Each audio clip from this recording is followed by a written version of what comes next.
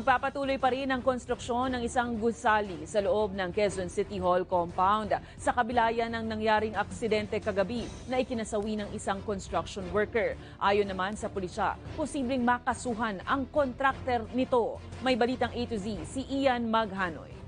Patay ang isang construction worker habang 3 sa mga kasamahan nito ang malubhang nasugatan matapos mabagsakan ng tinitibag na pader pasado alas 10 kagabi sa construction site sa loob mismo ng compound ng Quezon City Hall. This is a clear case of accident kasi nga maglalagay po tayo ng elevator dyan, scenic elevator. So part ng construction activity yung demolition. Sa kabila ng aksidente, magtutuloy-tuloy pa rin ang konstruksyon habang gumugulong ang investigasyon. Hindi siya pwedeng itigil kasi pag tinigil mo siya, mas i-expose tayo sa hazards. So ang initial nating steps is to ensure safety, no? May mga contractors naman yan at tinitingnan, nire-review ang kanilang mga procedures para sa workplace safety. Kabilang sa mga tinitingnang anggulo ay ang posibleng kapabayaan ng kontraktor sa mga manggagawa nito base na rin sa building code.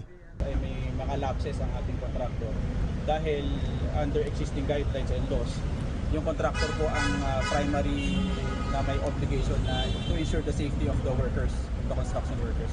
Well, definitely may mananagot dito, be it criminal or civil. Alamin na lang natin sa lalabas na investigation sa mga susunod na araw.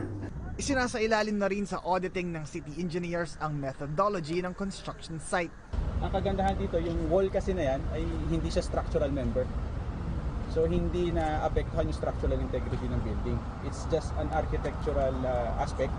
Nangako naman ang lokal na pamahalaan maging ang contractors na sasagutin nito ang gastos sa pagpapagamot ng mga biktima.